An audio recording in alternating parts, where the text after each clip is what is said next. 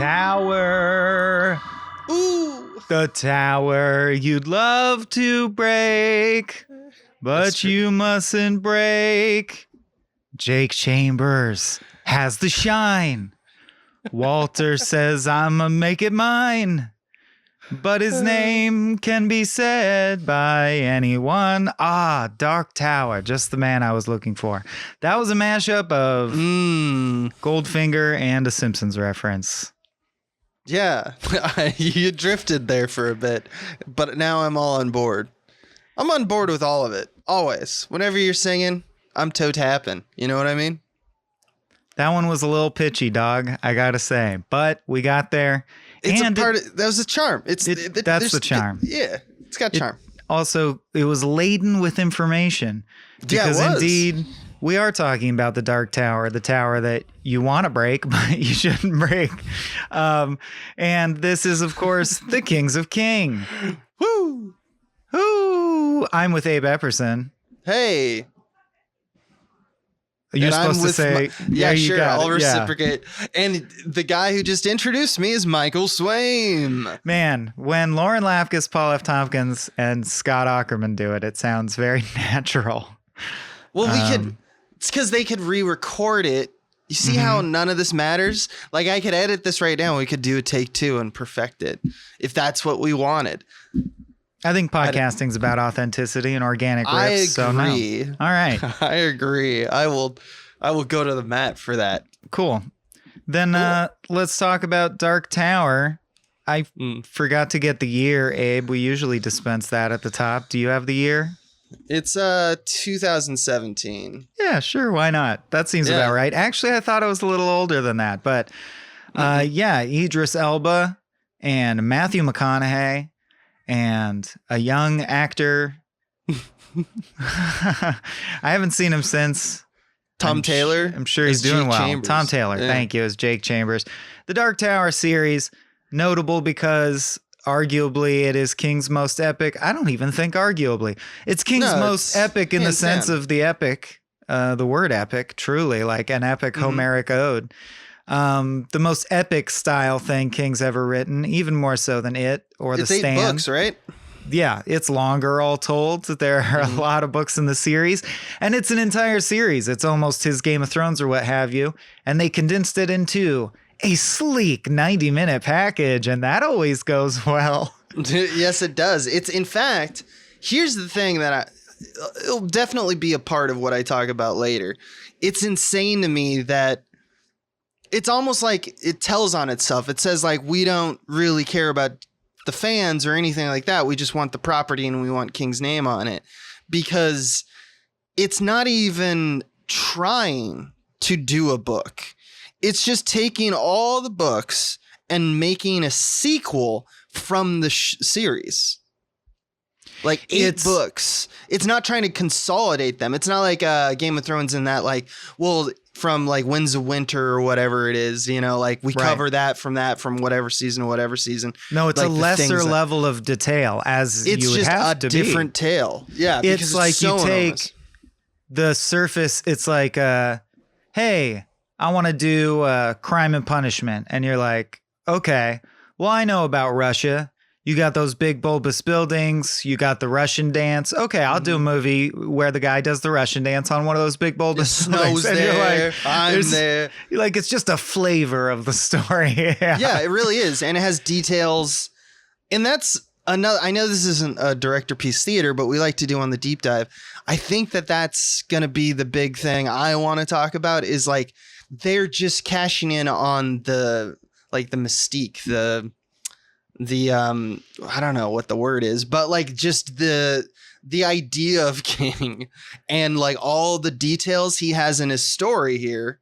And they're just trying to evoke a, like, remember that King did that was good. Yeah. And then they just like spit it out as a movie. It's insane. I've never seen a movie like this, is I guess also what I'm saying. I actually thought there was a little more connective tissue there than you seem to perceive, so I think that'll make for an interesting conversation. But indeed, I do see what you're talking about. The glaring example for me is they keep cutting to graffiti that says "All Hail the Crimson King." The Crimson King is the big bad in the Dark Tower series, who only appears in the final book. And in the movie, there's no context. You just keep seeing that like it means something. It's just a shot that it's like an Easter egg if someone threw an Easter egg at your face. Yes. I think we're simpatico on this, maybe. Yeah. Well, that's an example of what you're talking about, but there's other stuff that I actually got something out of. But before we get there, we got to recap this son bitch. Yeah. How do you want to do this? Should we do a short one? Should we do a long one? How you feeling? We should do it under the dome. Our best guess puts the dome at 20,000 feet, sir. Did he just call it a dome? You think we might be stuck in here a while? Oh, he got me. He got me. Sleeping. I think it should be fairly simple and short as the movie is, because I think, as we just alluded to, we're definitely simpatico on the idea that the movie that this is, the word of the day, if this was not related to King or his works, is very traditional, right? Act 1, Act 2, Act 3. Exactly. Real standard and simpatico, clean. baby. Yeah. So, who should take it? I'll take it. I mean, I can take it. Go for it. I mean, like, here's the shortest one. Here's a real short one. Is that there is a teenager who's having bad dreams corresponding to earthquakes. And what it is that Jake Chambers has the shine. He's a boy in New York, our world, our universe dimension. Keystone Earth is the name of our world. And so we're once again dipping in the shine, which again is like psychic powers. And that's like the king. There's like a king canon that goes along with this. And this is probably, honestly, we talk about The Shining, obviously, because it's got shine in the title. We talk about It, and we talk about shine in It. There's a lot of movies, Dr. Sleep obviously being like, like a Shining like sequel. But here we see that like the 8 books, this is probably the main shine conversation in King's world. I know this is not a synopsis. I'm just saying get on with the shine. So this Jake Chambers kid, it dreams about this evil man in black who's, I guess, a sorcerer, I think. That's right. And he commands like monsters and uses like the minds of children, the shine, to attack the Dark Tower, which is at the center of the universe, or the multiverse, sorry. And so he's having these visions, and his shine is apparently off the chart, typical special boy. And so he kind of gets thrown unwittingly into this crazy dimensional or multiverse kind of epic, where he meets up with Roland Deschain, I believe, who's known as the Gunslinger. He's like the last gunslinger. And his whole deal is that he's like kind of he represents the light, and the man in black, or what's his name, Walter, played by Matthew McConaughey, is like represents the black, the dark, and they're basically in an eternal battle, is what I'm gathering. Maybe it might not be eternal, but he's there. It is. He kind of Jake Chambers jumps into the medias res. The last line of it's Finnegan's Wake. The last line of the book series is the first line of the book series, so they fight eternally. Yeah. Is that Finnegan's Wake? Well, whatever. But yeah. So they're in like an eternal battle.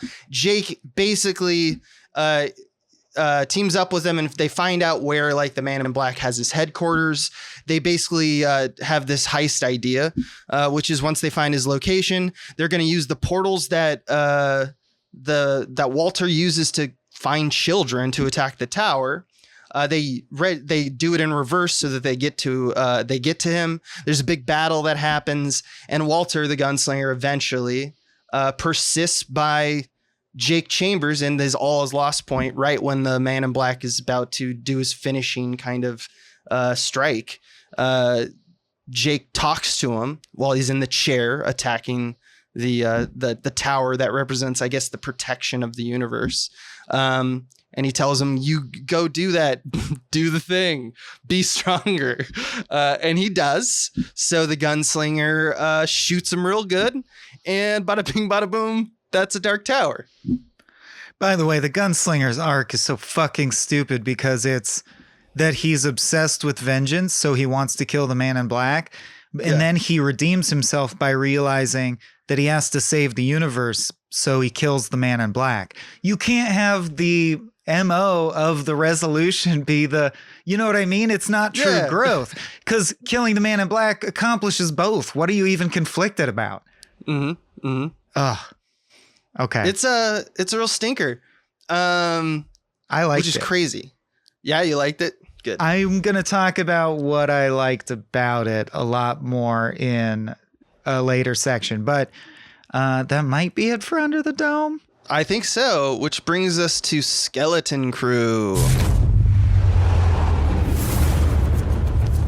Something in the mist! Shut the doors! Shut the doors! Yeah, this is where we talk about the creative team and any behind the scenes trivia that we think is apt in terms of the development of this movie. And here we go, folks. Buckle the fuck in.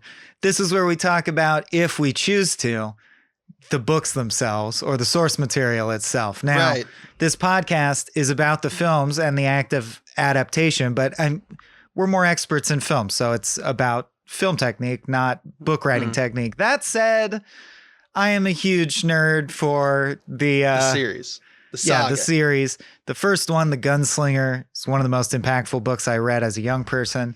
It's so great. This is nothing like it, but I think it's time to talk about a little bit the gist of the series, which is essentially, and the way you laid it out in Under the Dome makes it pretty clear. It's a pivot. Stephen King writes these stories that seem to be spooky stories, one-off spooky stories, and they wrap up. And he's real good at that, and he's been real good at that for a long time. But there's a quote in one of his books. He said, I felt like the time had come to get behind the wheel of a God almighty steam shovel and really dig out something important. And in his mind, this is the series that is his swing at a full-on epic in the explicitly Lord of the Rings tradition of things like Lord of the Rings and the Odyssey. Like, he wanted to write something of literary significance and something that culminates all of his work. So there's all these pivots. Like the most clear one is The Shining, that you thought was just this thing. It's pivoted from, an element in The Shining of a one-off spooky story to no, it's Star Wars. It's the Force. The Shining there's all these stories about The Shining. The Shining does all kinds of shit. Welcome to the Stephen Kingiverse. So the Dark Tower series is really the beating heart of the Stephen Kingiverse. Meaning, if you have any interest in connecting the different King works, they all connect at the Dark Tower, which itself is a story about a tower that stands at the center of all universes. So yes, it's a story about storytelling. He wrote an epic about how epic writing his epic is going to be, if that makes sense. By the end, he himself appears as a character in it. It's got shades of Vonnegut. It's really an interesting mass of like postmodern nonsense in every genre. It's like gothic, horror, Western, sci-fi, fantasy. It's pretty off the chain. And it ties all this shit together, including books he co-wrote with other people, like The Talisman takes place in what's it called? It's not Middle Earth. What's Midworld? Midworld, yeah. Anyway, right. So you were going to say? I was just going to ask, because you rarely get so invigorated when we're talking about King this way. I know you've read like a large amount of the books, and just so people are just like dipping in, I haven't read like any King, with the exception of, I think, It, but I can't even remember it. So it's the kind of thing where like I'm hitting it from the perspective of like kind of a very much person who's reading like the King for Dummies, in terms of the books. Would you say this is like you pulled out the first book in particular? Would you say that is your favorite King fiction, like story? The Gunslinger is Mm-hmm. probably my favorite Stephen King book, period. Yeah, because Okay, cool. I do think it has a consistency of tone and a conciseness.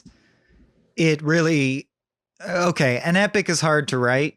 And so it's easy for me, and I do have Right. gripes about how long-winded each book gets longer and how the tonal consistency falls apart. And you get the feeling of story threads sprawling out of control. And then he has to make some Right. compromises to wrap it up and figure out how do I end this motherfucker, you know, shit like that. Yeah, But for sure. There's something special about The Gunslinger lays out his idea for the series and the seed and the inception of it that The Gunslinger specifically, I mean, sometimes the whole saga is called The Gunslinger, but I just mean the first volume is so probably cool, your favorite. and it is tonally so different than what we get here. Like, for example, in The Gunslinger, the first action set piece is he goes into a town and everyone is like looking at him weird, and then eventually he comes out of the saloon and sees that they've like crucified and started to skin a guy, and they're all crazy zombies now because basically Walter cast a spell over the town to, like, you know, slow him down.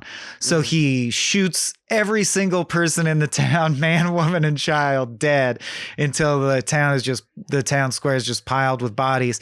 And then he realizes he has to go like take out the demon that's controlling the area. So he goes into his house, and there's this weird, bulbous, tumorous lady, and he goes up her skirt and sticks the gun up her vagina and shoots her from the inside. Like, Stephen it's King, wildly baby. dark, gritty shit. And they sanitize that to just Idris Elba shoots people course. and they go, Yeah. and fall over. And So look at how and, fast like, he reloads. He is, takes like, the big crazy thing. swings. Like in the first book, all he's establishes that he's a gunslinger, and then he gets one of his hands bitten off in the first book. And you're like, there's going to be 8 more books. How's this going to work? It's very exhilarating. It's a great book.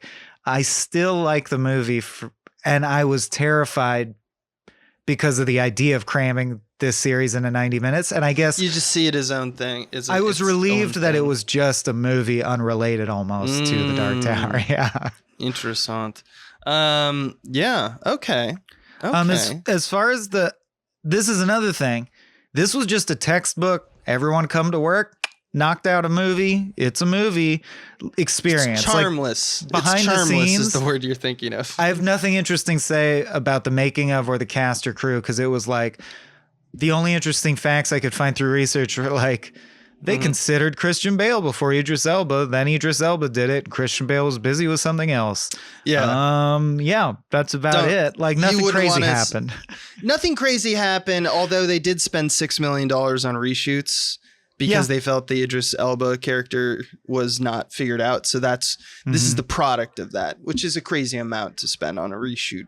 And especially if a reshoot is about character, you know, you got like some problems in test screenings. The only things I want to point out, just because it supports my later, like the things that I took away, my like viewing of this movie, the things I want to talk about, found interesting.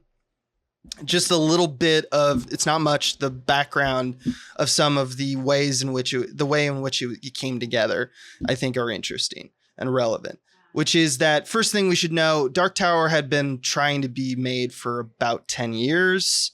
It went from Legendary to Warner Brothers to Sony. That never goes well when people are just passing it because they think it's unmakeable, which is possible. It's happened to a lot of things. Dune is one. Anyway, Man, when it's finally a prestige HBO series someday in our lifetimes, I bet it will knock it out of the park. It'll be phenomenal. Yeah. The director of this movie, I believe it's pronounced Nicolas Arcel, but I'm not exactly sure about that. There's not a lot known about him relative to like his process. But we do know that he made like a Danish film called A Royal Affair 5 years before. He's mainly a writer. He wrote the adaptation of The Girl with the Dragon Tattoo So he is like a really well credited author, but not much in terms of his director pantheon. Okay. The last bit I would like to mention is that you may have recognized a name, or you may just generally recognize a name, Akiva Goldsman. You know that name, right? Who is probably one of, if not the most, he's definitely top like 5, I would say, prolific writers in Hollywood today. His name's on so many things. No, Just go to IMDb. Like, I could list them right now rotely. It wouldn't matter. If you ever have some time, go to IMDb and check this guy. He wrote everything recently. And it's because he's like known as a kind of a script doctor. And he comes in and he is going to essentially realize that they don't have a movie yet. And then he and another guy are basically going to write something that looks very familiar to American audiences, which is what I think The Dark Tower is. And that's crazy. It's so textbook, dude. It's super transparent. The way in which people want to make this movie. They love. Oh my God. They pick a resonant line, which is the Gunslinger's Creed. It's said word for word identically once each act. And that moment is like the first time it sets the pattern, the second time it's perverted, and the third time it's redemptive. So it's just like, man, it's just 1, 2, 3. This was a movie. It's nuts. Yeah. That's the only back ends out. So these are just like I'll bring them up every now and then, and you'll know who I'm talking about, basically. But that's it for me. I think, like you, most of the interesting aspect of this episode is going to come from our next segment. Yeah. True. I forget the name of that segment. I also forget it. Bill, if you'll come with me, you'll float too. You'll float too. Oh, that wasn't even a setup. I really did, but it's it. That's right. Yeah, I dunked on that one. This is where we talk about scene work, themes, symbolism. You know, what we want to talk about. Yeah, exactly.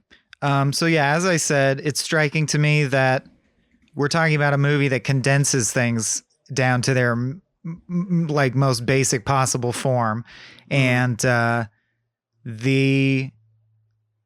this one line, I do not shoot with my hand. He who shoots with his hand has forgotten the face of his father. I shoot with my heart, or I kill with my heart. Is the resonant line and only plot beat. Like the movie is what's funny is the book series starts and ends with the line, "The man in black fled across the desert and the gunslinger followed." And that's basically also the log line of this movie. It's like they boiled the entire events of this epic into, "Oh, Muse, sing to me of fire." Like just like the window dressing opening. And yet that said, here comes the stuff that had to come up eventually that I liked about the movie. I still get a thrill from the promised larger world. An example, the obvious example is The Shine, which we've already talked about. Right. But a lesser example are the subtle implications that Midworld has moved on, meaning it's actually a post-apocalyptic fantasy, meaning that Midworld was at one time probably similar to our world. In fact, it's probably by our standard far, far in the future in Midworld, because we see the ruins of complex machinery. We see the fact that they have portals to other dimensions. And magic is real. Even Walter himself doesn't know how the portals work. He just seems to have found them and taken control of them. He didn't make them. This is, of course, explicit in the novels, but it's this really cool nesting of like all the dimensions are the same but different, and it's the future and the past. And I thought the movie, for all of its stripping away of everything that gave the book series character, it's like King laid a really good foundation. Even the barest outline of the gist of what he's talking about is still pretty interesting. Like, I don't know, a gunslinger who can shoot so well that they win by shooting a bullet that knocks the other bullet over. I'm like, yeah, that would make 13-year-old me think this guy's so fucking cool. Yeah. I'm into it. I thought Idris Elba had almost nothing to do, but he did it fine. Matthew McConaughey actually brought some delight to the part. I thought he was actually very good. I thought he was. He could yeah. be an Emperor Palpatine or whatever in a real epic, and Right. it would be really fun. I loved when he made a little girl hate her mother forever for no reason. That's interesting because I bring that up later. I'll bring that up later. Well, it's I a think. stupid. I mean, I love how glaringly bad it was. It was not Right, a good exactly. moment.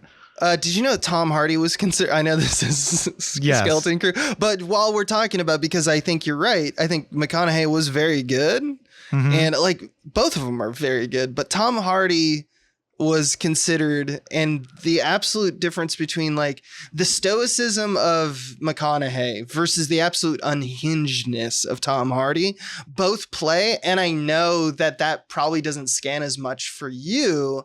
Maybe because you had a particular vision of it when you read the books, but I do think both, for me as just a viewer, I'm like, what I love about the character is both feel right. You know, Sure. like there's this aspect that it's just like, because he is kind of a force of nature. Walter. Yeah. Walter. Well, and compare Walter to Rose the Hat from Dr. Sleep, the other one Yes, that is like yeah. a tale from the Kingiverse.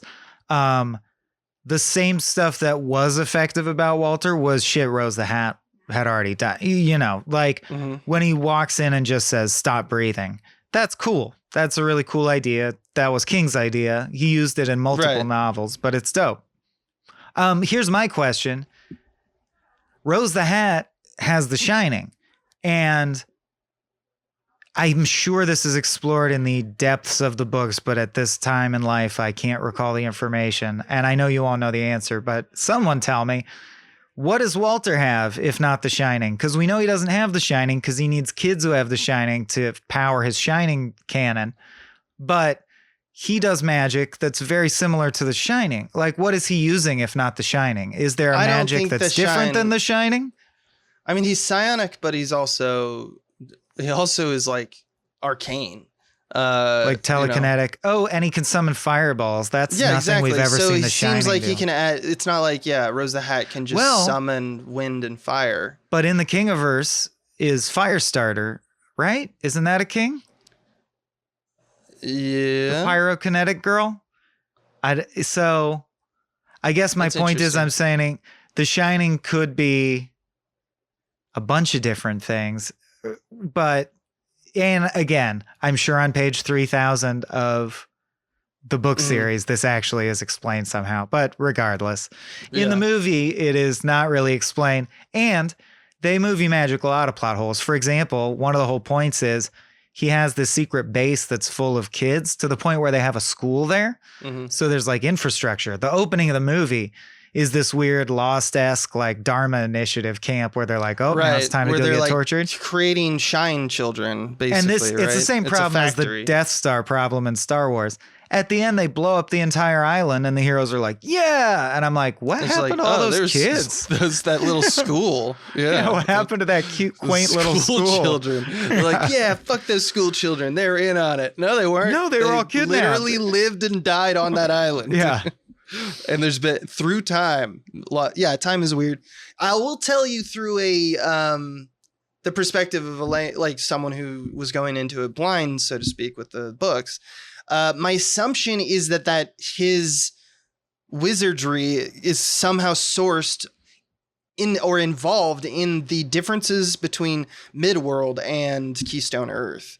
So like there are things that Keystone Earth has that world doesn't, but that world is magical. So and Shine is kind of a shared like Venn diagram in between space, right?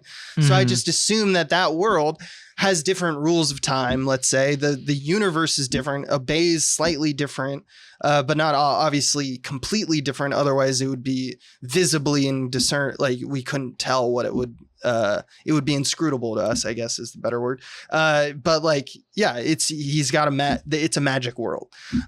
So because of that, just like Gunslinger's way too good at shooting bullets, I don't think that is because he's just really good. He's you don't like think the Idris man Elba has The Shining either? No, I don't think he has the shine either, but I also think that he is magic because I think that what he's capable of is obviously Supernatural. Yeah. supernatural. So I think that's just a affect of mid. world. That's my opinion. I have As no it is in the reason. book. And I But do I think love presentationally from the film, I think there's a reason why we think that, or most people who didn't read the book maybe, or didn't have as many valid questions as you did. I think that the reason they felt that is because it was all kind of jumbled into, there's this other world out there, right? right. Like, what's a house demon? You know, they don't really get into What is it. that? Yeah, exactly. But it's an amalgamation of technology and magic in the Kingiverse in the books. But they do the best job you can in a slim 90 minutes. Like, everything has one callback line that I guess Waves explains it. Like the house demon, they go, he even killed a house demon. And he goes, wow, well, you know, he has really good shining. And you're like, okay, so I guess you can kill a house demon with shining. And the house, that's the wood shit that swallowed him was a house demon. And it's some kind of protection on the doorway. Let's not get into it. Because my other question is, they don't seem hidden or anything, the locations that have the portals. How have unhoused people not wandered in and just spammed codes into the door and ended up in all kinds of crazy dimensions? Or like Walter will go into our timeline and murder a bunch of people in public. There's no records of that shit. That doesn't. I just assumed ruckus? he was just like in like I just assumed that he's the equivalent to like take from like X-Men or Marvel. He's like the equivalent of Apocalypse, where he's just like such a powerful being that he essentially has absolute agency over his universe. That's just where his power has like what he's attained. So I just assume that everyone in the world is terrified of him because of the stories or meeting him or whatnot. Just absolute scourge he brought upon all parts of the earths. And to me, that's why everyone just knows not to fuck with his shit at this point, because there's like no people. But I was saying, when he comes to Keystone Earth, I can't find it in my notes, but there's definitely a point where he does some murders where you're like, that would be noticed and affect our world. Like, that would be in the news. You know what I mean? I mean, it could have been. I just don't think that, like, at that point, the story is just between Gunslinger and Jake and the man Walter in black, Walter, both doing this, like, their simultaneous hijinks. So, like, I just think that, yeah, there could have been people who were like, I mean, at one point they meet, Jake comes back home and meets that kid that's his friend that we know nothing about, who's like, oh yeah, your parents went up there and they haven't left for like a few days. That's true. Yeah. So like people are noticing, it's just not enough time. I don't know. It just works out for me. If you are trying to write a very banal or like a very proper screenplay, you could watch this and learn from it for sure. Man, the wrap up. Yeah, you're right. The wrap right up about is that. so quick and painless. They eat a hot dog together.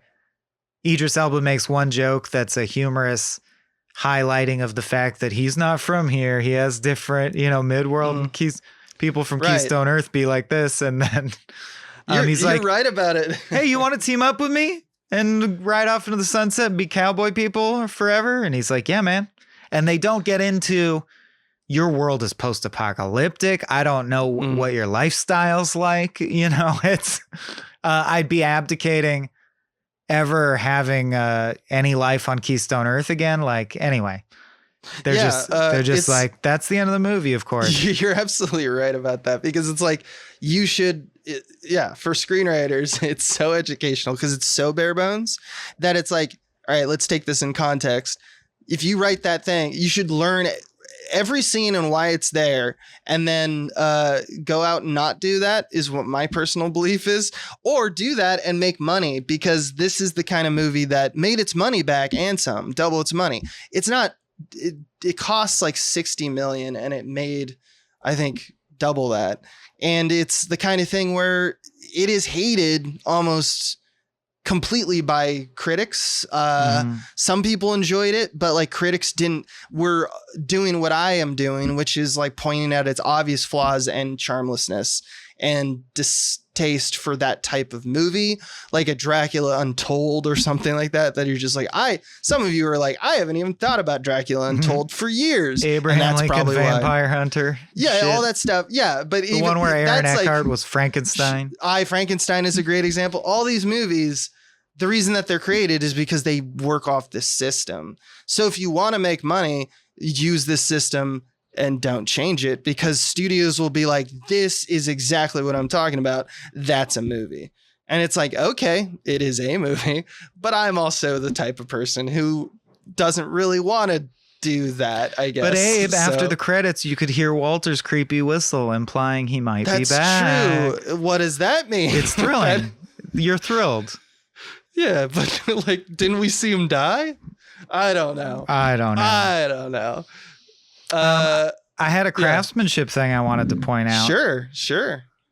And Bay does this too, but I think it's also interesting how everything is apportioned out at the same rate with the same emotional weight. And like the edits are monotonously, there's an edit on average every 3 seconds, period, or like 2.5 seconds, period. There's no times where it's edited more quickly. There's no times where it's edited more. And I'm exaggerating to some degree, but it's notable. And there's only 2 ways of shooting. A very standard shot that is completely transparent and just feels like, you know, they set up a nice camera pointed at the actors, and close-up handheld tension camera, and there's no rhyme or reason to which is which. So for example, they'll have a scene where they're just doing a lore dump and it'll suddenly cut to the close-up handheld tense feeling just for the sake of having an edit point. Yeah, and it will turn to handheld and it'll whip pan to whatever's whatever new thing is going to happen. But there wasn't an actor didn't change beats there. Yeah, there's no drama over there. The cherub of action is not in play. There's no thread. Yeah, it makes it so charmless, like you keep saying. Yep, I think that's one of the aspects is it's super numbing. It's all about quote and then blank happens, as opposed to quote therefore blank happens. And that's charmless is the right answer. That has a residual effect on the movie as well, which is lack of depth, right? Because if you're doing the bare minimum of beats, like if you're playing, I imagine, because people in sports talk about this all the time when it's about like personal success. But I imagine in chess, yes, the goal is to beat the other player, but there's a way in which you do it. If you play it like a robot, well, I guess maybe it's a bad example because maybe the robots just learn all the greatest hits. But I guess like if you just do the sequence in order, you are efficient. But that doesn't mean that you have style. Right. It doesn't mean that you have the thing that most people like out of movies, which is like this vision thing, this, you know, like nebulous kind of concept that makes us go, oh, this feels like there's depth here.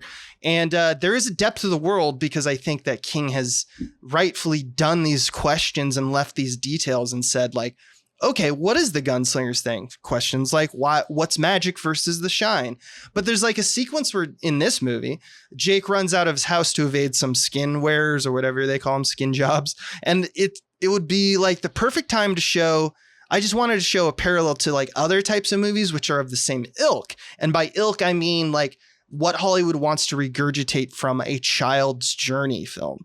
So for example, in something like Spider-Man, we might get a scene like this where he has to run out of his house to evade some capturers, right? And Peter Parker in that scene, especially if it was in Act 1, would probably say hi to people or use little plant and payoffs within that action sequence to evade capture. Or, better example is Aladdin during the Street Rat song.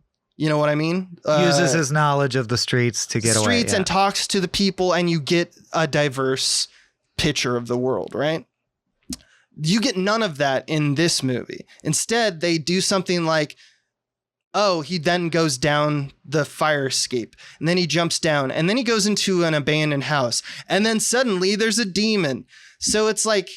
And during the chase, the most work they do is like, he does one thing that shows he's resourceful and plucky. Like he solves a geometry problem. Like he runs this way and then that way. He heartlessly jumps from building to building. Yeah. And so it's all serendipity is what it feels like to us as the audience. And that's real estate that is typically in a film that this type of film, and I keep saying like the kid's journey film, like Percy Jackson or Ready Player One or something like that. Honestly, if you age him up a few years, it's kind of the Matrix too, the first Matrix. Absolutely. It's hero's journey. That's the kid's journey. Yeah. It's just a little done slightly with different flavors or scenes, but ultimately each scene serves the same purpose. He needs to now feel the cost of blank. He now needs to feel a reason for wanting something more, or et cetera, et cetera. This scene is there to show that he sees something different in the world or whatnot. All these Dan Harmon told us to put this scene next. Right. Yeah, that's true. Yeah, that's what he's doing. This is very Dan Harmon. What is it? The Story Circle. Circle or whatever. Yeah. So to me, that's where its charm comes from, and they avoid it. And that's why a lot of people talk about, in my opinion, when a lot of people talk about this movie, they say that movie sucks. That is a sucky movie. But I don't think it's just doing the rote kind of rendition of the thing that has been proven to Hollywood to work time and time again. And it's no different for here in this case. People think this movie people think this movie failed. And it made money. It made money, and not only that, they're still talking about, I don't know how COVID changed it, but they were talking about up to 2019 doing it Getting the sequel together, yeah. And Idris Elba and Matthew McConaughey both voiced like positivity for doing that again, because they're going to make a shit ton of money. And it looked fun. It would be fun to do, to be in as an actor. It's just a world to sit in. In a way, it's funny because a lot of people who talk about Star Wars, it's what you kind of want out of a Star Wars. It's a world too big, but the world rules. So let's just make like little things, random movies.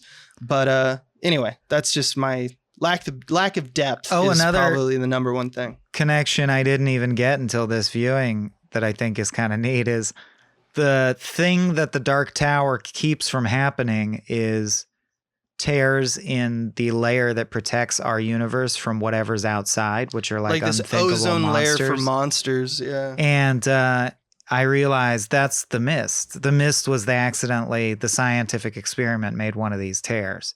Like you can, through reading the Gunslinger books, right? The Dark Tower series. That's great. You can start to recontextualize almost everything Stephen King's ever written as it happens in the service of the Dark Tower series, which is kind of fun. It doesn't add that much, but it's a fun game.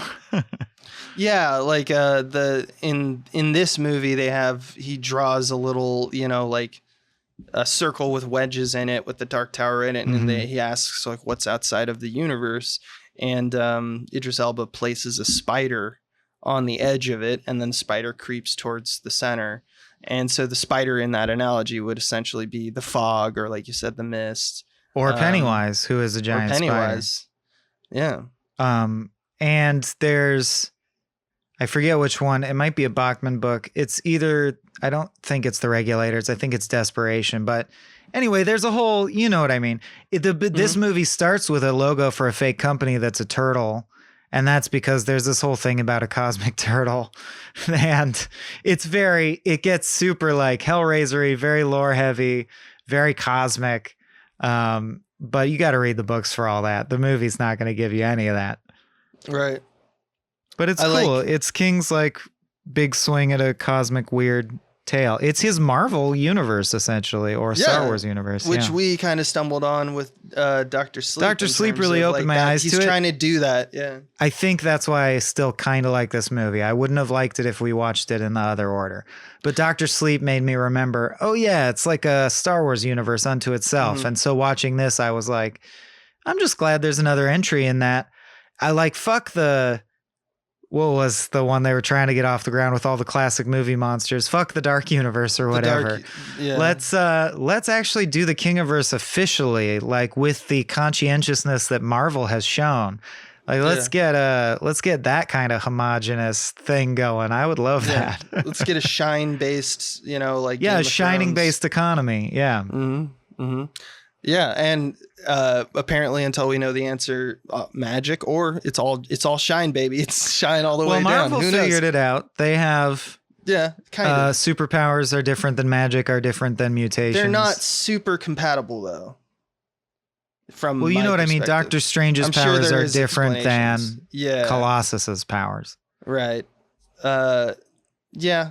I mean, that's a different podcast, which I do not want don't to wanna make or listen to. Yeah, don't But call yeah, absolutely agreed.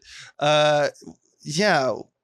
I think you have a very healthy outlook about this. I like it. Oh, and the score is a real missed opportunity too. I wanted to mention the score. Pretty empty. Speaking Empty, of and Marvel, it sounds like Stranger Things kind of modern techno when it should either obviously be a horror score or a Western score. Like, come on, just pick one of your genres and ride it. Man. Yeah. Well, that's just, once again, familiarity. It's about, like, think about how many times you may have gone like, oh, this battle sequence, the music sounds like Game of Thrones or something like that. It's probably because it was made after Game of Thrones, and Game of Thrones is such a big deal. So that's obvious. I think people mostly understand that. You mentioned the Dark Universe. I did want to talk about we kind of touched on it. What makes the Man in Black, McConaughey and / Walter, what makes him a good or bad villain in this? Because we always talk about, especially in these movies, your villain kind of makes your picture. And we did mention on the top of this that McConaughey, we both felt, does a great job. I think he's pretty terrifying. I think the concept of Walter is pretty rad. So like on paper, this is already kicking ass, right? The Man in Black performance is kick-ass in the movie and the books. Yeah, so I don't know. I guess I thought maybe some people might be thinking like, well, then why did it fail for me? Why doesn't it not work? And I wanted to shine a light to the lack, once again, coming from that same like kind of studio note based thinking that I was just talking about, 10 minutes ago. I really think that it's because he suffers from key development. Like the film just does not do specific development. And I wanted to talk about what I think that might be. And if you had any thoughts or additions in terms of what makes him a good villain, or why you liked him here or you didn't like him, feel free to say them during this. But I just wanted to say that we know, kind of set up, that he wants the tower knocked down.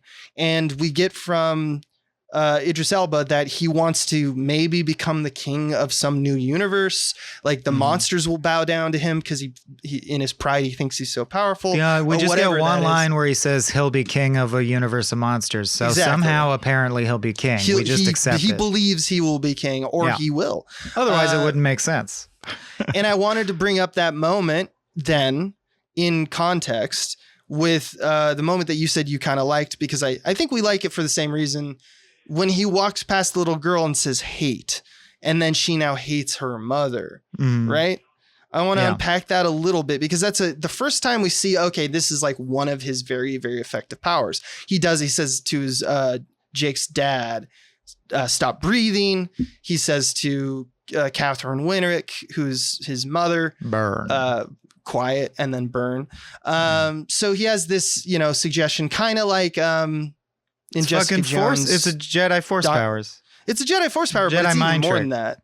It's even more than that, because it doesn't seem like it has a fail. There's no will check, but other than anyway. against Idris Elba, who inexplicably he just can't do it on, and he goes, I never understood why I can't do it on you. Why I can't do that, which is fine. It's not fine. Well, but it's, you have to have that in this rule, movie, or Idris Elba would lose immediately. In this movie, I'm like already going like, I'm not expecting anything else. Right. Because I wanted to ask the question, I guess. Explain, or rather like charge you with the little girl saying hate, and now he hates her mother. If I'm going in blind, because I was, try to explain that to me in a way that makes me engaged with his motives.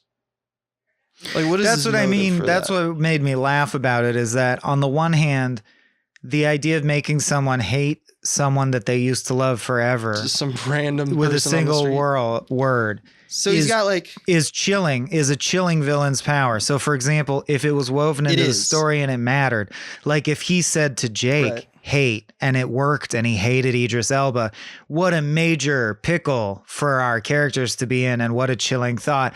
But to have him do it at random on his way to another unrelated meeting to a little girl eating ice cream is like cutting to your villain and they strangle a kitten and go, I'm so evil. Like it's just unconnected from anything. It's stupid.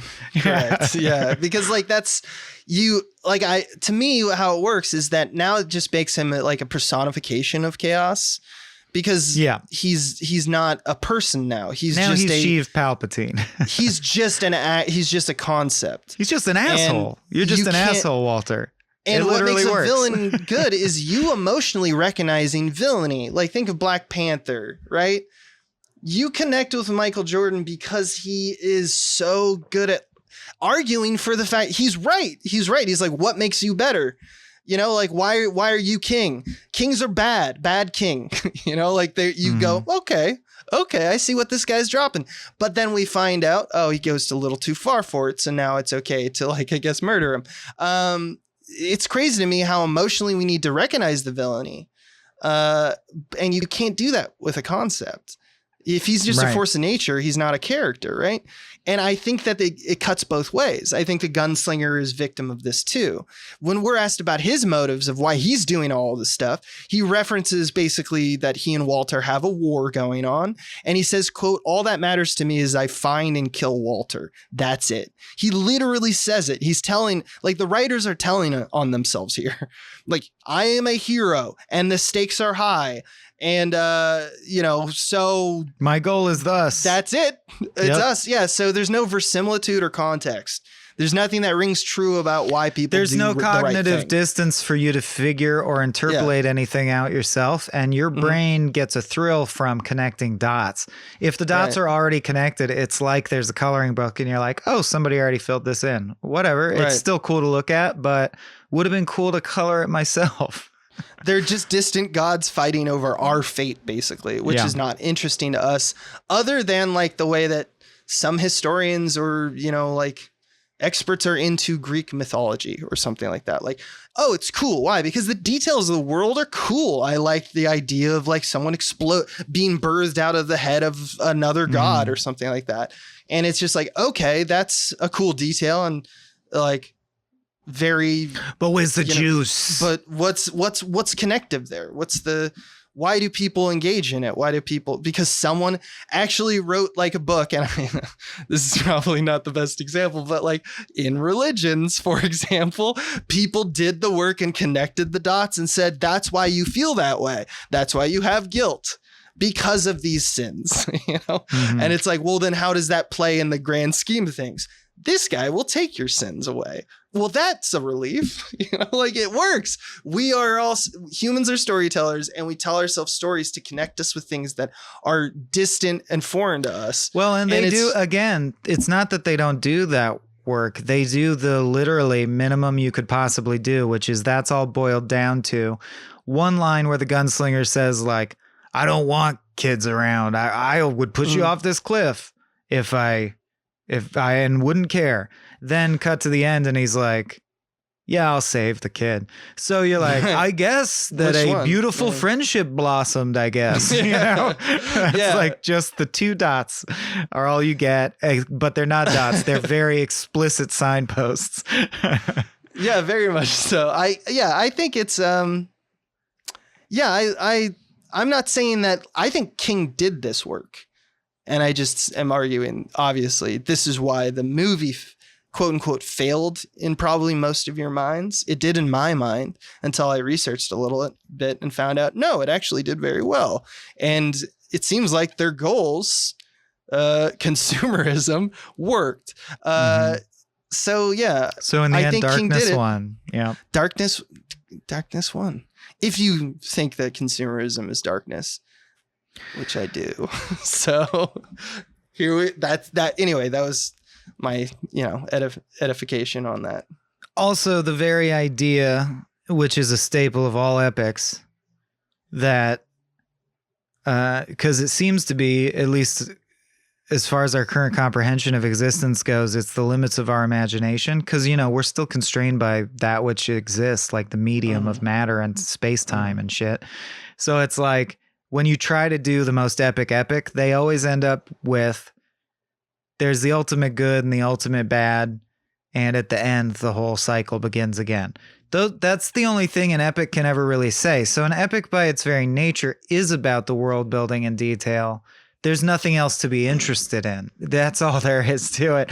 So I do think like Walter as a villain is never going to be as interesting as, say even the Joker as a villain, because the Joker is limited in scope. He only has the desire to create chaos in Gotham for his specific personal reasons, whereas Walter is the epitome of evil. And if everything that's the epitome of evil is kind of samey, you know what I mean? Like Walter is Emperor Palpatine, is Sauron. They're all kind of the same. What are you going to do?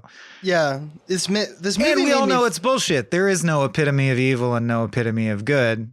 It's a very basic they're vacuum concepts. Ritual story. Yeah. It's like we compare everything to saying like, okay, so I have a picture in my mind of that. You're kind of like that. So you're evilish. Yeah. The movie that made me like, I kept coming to when I was watching this was Guardians of the Galaxy, which is another kind of rote, like here's this. But it's full of flair and style and specifics. It's but just another parallel. It's Ronan, I believe is his name in that movie. The villain is very basic. And so when the reason I thought of that movie when I was watching this is exactly what you kind of alluded to, which is that there's so much flavor and there's scenes that are like charming just by performative charm, that you go, okay. And you realize that Marvel's always done that because it's built its empire on the back of Robert Downey Jr. There is a scene in this movie that they are clearly trying to do something like that. They're just not as good at it. And it's crazy because Akiva Goldsman, the more you know about this guy, the more you realize how he is capable of it. And it's weird that they didn't. And so he probably was the one who's scripting the things of like that scene. There's like a scene when we get back to Keystone Earth and they're on the bus and he's like, you should probably not talk to people. And they're having a very like Dave Bautista Guardians of the Galaxy, like, what's his name? Yeah, I wrote they have a humorous dynamic, like textbook humorous dynamic that because would be he's in a movie too like literal this. or whatever. Yeah, and it's he's like the Terminator. It's Terminator and it's John Terminator. Connor. Yeah. It is Terminator, and it's like so they have a conversation about sugar. And stuff like that. I don't think that that's probably memorable. Like people watched this in 2017 and haven't picked it up again. I don't think that you remember this scene, but it's the closest this movie gets to a scene that is memorable. Right. You know? He's super into Coca-Cola and painkillers. Yeah. It's mildly funny. Yeah. In Terminator, if I mention Arnold smiling in the Terminator, you know exactly what I'm talking about. Yeah. All of you. And so it's just like when we talk about that, like cutting out space, which is crazy because it's 90 minutes long. It's like 95 minutes long. Cutting out space to make more developed things. That's the difference between, like, you could have made this movie like a Spielberg success, you know, like something that really, really knocked the socks off of everybody. Well, yeah, and an epic, any epic has the potential to be Star Wars. Right. This one didn't make it. Like, it's such a rich world to play in. Just play in it then. Why are you not playing? Why are you doing all this? And they do so much. Like when you go to the IMDb trivia space of this movie, like it's crazy to me how much time and attention is spent. Obviously IMDb is nonsense for trivia because they like bring up stupid shit all the time.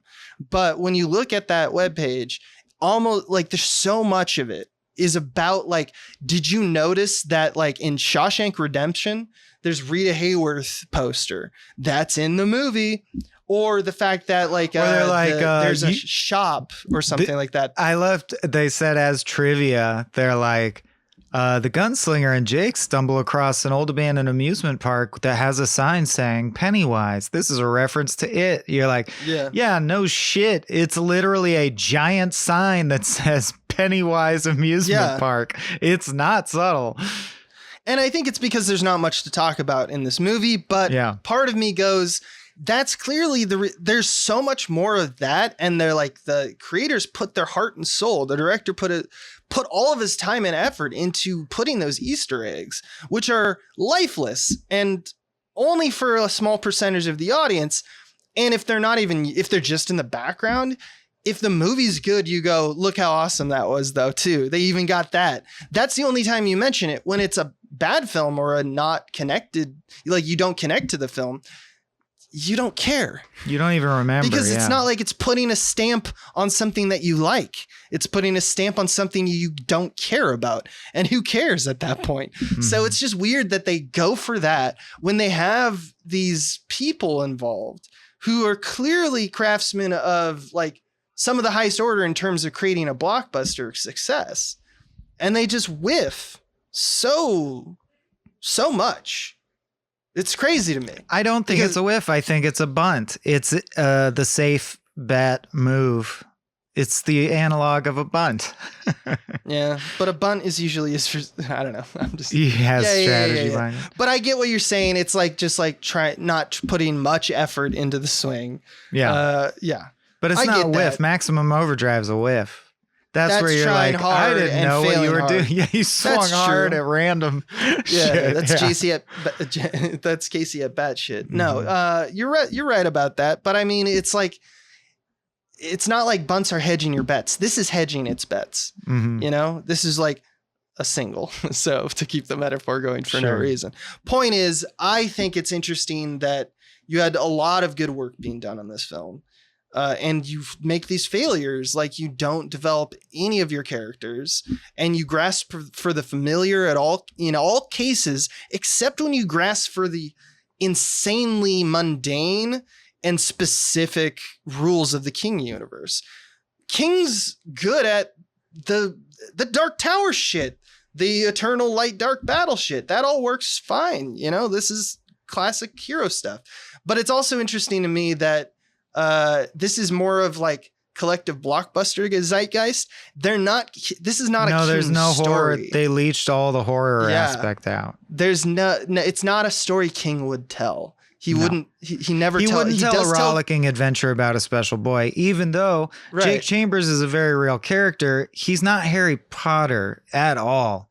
It's much more like Stand By Me, like a brutal, meandering, like Or confusing, Carrie is the closest emotional probably. roller coaster. It is Right. not It's the special reverse. boy learning to control his X-Men powers. No, Right. yeah. It's some horrible darkness in the human soul or the He America's pays soul. costs constantly. Yeah. Yeah, exactly. It's just crazy to me. While we're talking about King a little bit, I did want to mention some King tropes while we're here. We get shapeshifters. We get a mentor relationship. We talk about the boy's journey, and that usually means trouble at home. Shitty Like stepdad. His dad in particular is a piece Lon. of shit. Yeah.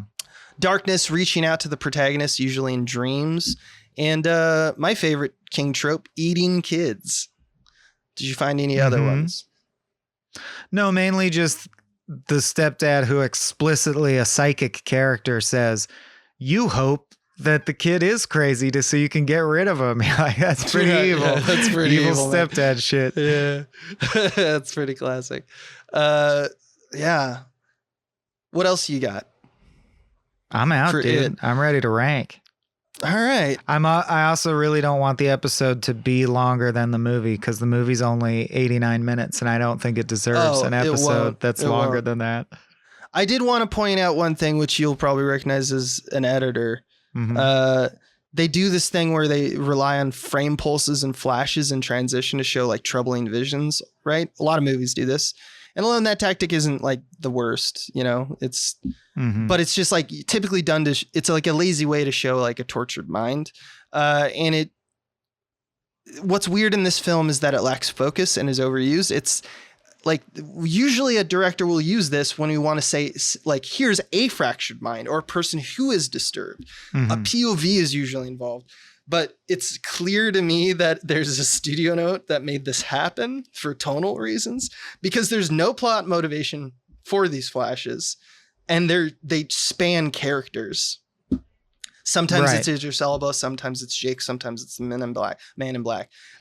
It's just crazy. It's just skinning things to look like other It's things. the is my point. equivalent of clumsy narration, but they figured out how to do it with Yeah. pictures instead of Yeah. narration. Yeah. Right. And it doesn't make, and so therefore, because you're kind of trying to have your cake and eat it too, I don't really get the sense that like our protagonist is unreliable as a mind, which is kind of what you're trying to say by having your stepdad who's saying like, he's a little brat and he's just making all this shit up and we shouldn't treat it. It's bullshit. The therapy's bullshit. Well, if you want that, first off, you're giving that to the wrong character because we already don't like that guy who's saying that. Second, you're not making these like visions really specifically tied to Jake. So it's once again, why make the bad choice? Why make the bad choice? That's all. Editing, lazy editing. To hurt people. They wanted to hurt us. I guess. But that, yeah, I'm done with it now. I said my piece. I mean, I put a stopwatch to it, but that would just highlight how condensed it is. I like how much shit happened by 20 minutes in. But even the more telling thing is the last 15 minutes. In the last 15 minutes of this film, 15 slim minutes, we get our all is lost moment. The kid is in the chair. Our final fight. The final fight basically takes up the bulk of it, and we get our denouement and ride into the sunset, all in 15 minutes of a 90-minute movie. It's just nuts to me. So it's this weird tray of tapas that, by which I mean, individual portions that are all identical that you just cram down very rapidly, and you're like, oh, I'm done? I'm still hungry. That's weird. There's like nothing to it. So yeah, I'm done talking about it. All right. Because it's fluff. It's fucking fluff, my man. Take a stand. Okay. Time to make your stand. Which is to say that this is this segment, The Stand, where we rank them, I guess, based off all this podcast. We have done 16, including this one. That's right. So we have a list of 16. I don't think we need to do it yet, but I'm going to say that in the future, we should probably do a strategy of like once we get to like 20 or so, where we have like a strategy of, all right, 6 through 10, just list them off.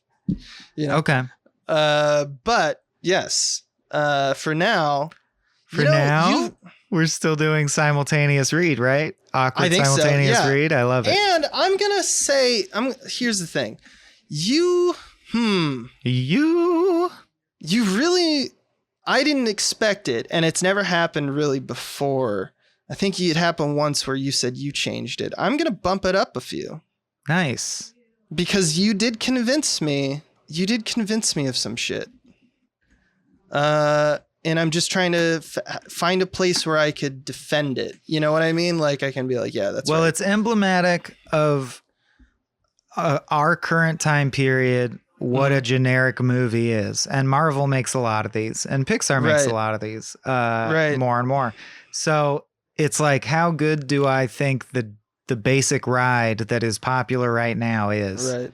And I think it is telling where we put it. Because I'll be honest, I hate that it's all samey, but it's not a bad formula. It's like a soda where you're like, I am sick of this soda, but it's good soda. Marvel's enjoy. When I have to critically rank it, I'm like, well, we have refined the formula to the point where a Marvel movie's good. I'm just sick of how it's the same as all the other ones. That's all. True. Yeah, so, I guess you convinced me to. I ranked it pretty high. Yeah, and all you did is you convinced me to, like, came in here pretty mad at it, and now I just think it's mediocre. So. It's just fine. Yeah. Yeah. All right. How should we do it? Where do you want to start? Top or bottom? Bottom. All right. Let's go, baby. Worst movie ever made. By an adaptation of by King. Anyone ever. By Salem's anyone ever. Lot, 1979. That's so crazy. The nadir Maximum of human Overdrive, man. It's civilization. Maximum Overdrive is the worst. 15, Maximum Overdrive. 15 for me is Dreamcatcher. Oof. These are oof. 14 for me is Green Mile. 14 for me is 1979 Salem's Lot. So this really feels like we're in the sewers, really trudging. Yeah. Through this. Then 13, I catch up with Dreamcatcher, which is much higher on the list than I ever thought it would be. And so for 13, I introduce, because I haven't put Green Mile down, so that's but I introduced Thinner. I think Thinner was a kind of lame. It's pretty bad, but not as bad as number 12, the TV series of It.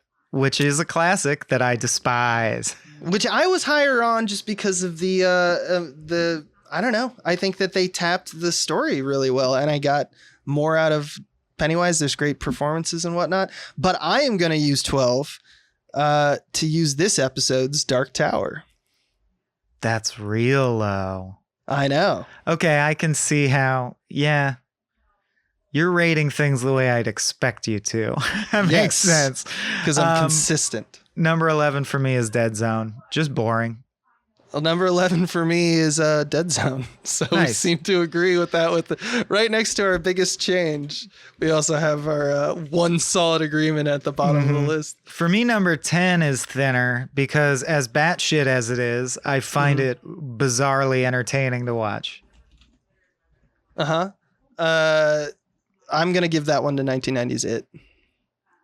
Okay. We've got kind of a closed ecosystem going. Oh, we always have. Top 10, baby. Home stretch. Speaking of home stretches, number 9 for me is The Running Man. To me, it's got to be Christine. I just had so much. I really wanted to like it because it's Carpenter, but it's just really mediocre. Well, for me, number 8's Christine, which I did like. We're now into the area of movies that I thought were decent. Right. It's not the sewers anymore. Yeah. That's where I put Green Mile. Pretty run of the mill, but I didn't have the gripes as much as you did. Like, it didn't get in the way of the movie as much. I had personal problems with Green Mile that shot it down to the bottom. And I support you, buddy. And they still feel right. I'm not changing it. This is 14. crazy. But we're in top 7 and you're wondering when Dark Tower is going to hit, right? Yeah, and it's not yet because number 7's Apt Pupil. Yes, it is. Number 7 for me is Apt Pupil. Nice. Now I'd say we've crossed over from decent into movies that I think are pretty good. And the lowest end of pretty good is number 6, Dark Tower. It was pretty good. Yeah. It's I like that. I like that. You thought it was of a caliber, but it's on the low 12 to end. 6. Yeah. Yeah, 12 to 6. It's a big distance. We're gonna have to stretch. talk about that more as episodes go on. I gave number 6 to The Running Man because it's a beloved film for me. I grew up loving that film. You like cheese more than I do. I can't get over there's like an opera guy in a light bulb suit. It's just dumb. It's funny. It's funny. Number 5 for me is The Mist. Number 5 for me is Mist. Yep. The Mist is better than Dark Tower. Solid. Yeah, that statement feels true. Yeah. Number 4, another Misery. I'm going with Dr. Sleep. You put it up higher. I did. I get it. Number 3, Stand By Me. So now we're in the realm of good movies. I mean, now, top 4 they're the same top 4 basically. I'm gonna go with Misery. 2, Dr. Sleep. Stand By Me. And then number 1, let's say it together, everybody. The Shining. What about Grandpa? All right, let's pick what we're gonna cover next time, man. I like doing that as part of the show. That's I like loading Wikipedia.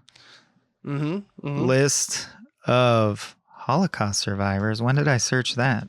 Bo Burnham specials. That's more me. I could listen to this all day. List of Stephen King adaptations. Yeah, you know I've typed it in before. Don't make me type it all, baby. Just hot link that shit. I mean, I still want to watch the one based on Quitters Inc. No smoking, but we can't seem to find a copy That's a part. of it. What is that? What's It's the an name Indian of that film. Well, it's a part of an anthology, right?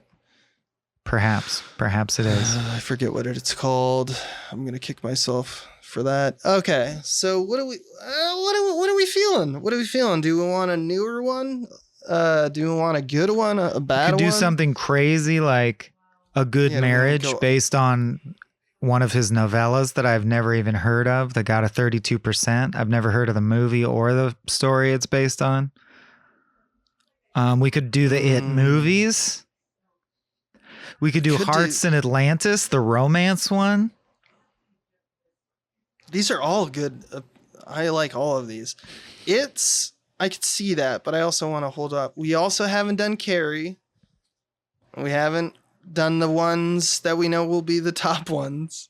I want to take down The Shining, dude. Can we do something that'll take down The Shining a notch? Well, I know what. Well, now you're putting the cart in front of the horse. Now everyone will know our opinion. I already know which one is better than Shining. From a But I Buick think 8. it's the only one. But then that's just going to tell. What are you doing? What are you doing? Secret Window, he's talking about. What Jesus, about yes. Julie Ganapathy, based on the novel Misery? Ooh, a different take on Misery. Never What heard of that about one. The Night Flyer, based on the short story of the same name? I don't know, man. I'm spitting gold. What do you want? I mean, you're just listing things off the Wikipedia. and saying Silver you're spinning Bullet. Gold. You haven't named Cujo? Children of the Creep Show? Corn. I could do Creep Show. If we do Creep Show, we should do Creep Show 1 and 2, I think. As one movie? No, not as one episode, but I just think we should do them immediately. Back to back. Yeah, I also think that about It 1 and 2. We shouldn't separate. Yes, agreed. Because, yeah. I know. I really want to do It, but I kind of want to save them for that reason because I know I like them. I can do It. I can do It. Oh, nice. Well, there's also, we haven't dipped into his TV shit much because I'm realizing like I could do Nightmares and Dreamscapes or Desperation. These are ABC shows and TNT shows. Right. I would be interested in watching like a 1-season Stephen King show that got canceled and digging into it with you. Like, what was that? Like this obscure, crazy thing that it completely passed me by. Yeah, I Mr. could do Mercedes. Let me find one that's 1 season so we can start off easy. Yeah, you want to watch the made-for-TV movie Desperation? Sure. Yeah. Yeah. Stephen King's Desperation, 2006 American horror television film. Directed With by Mick Garris. Ron Perlman, Tom Skerritt. It's Tom Skerritt. Yeah, dude. All right. So next time we're doing the fucking put it made-for-TV on. movie Desperation. Mm-hmm. Cool. And then we'll talk to you then. This has been a Small Beans endeavor. We're a bunch of pals who make podcasts, sketches, music, web series, and movies. The Beans always have new ideas percolating, so make sure to check us out at patreon.com/smallbeans. That's patreon.com/smallbeans, where you can browse all of our current and past content, see what we've got planned in the future, and learn how your support can help the small beans grow into huge, giant monster beans. If you enjoyed this content module, please like, rate, subscribe, or tell a friend about us. We love you.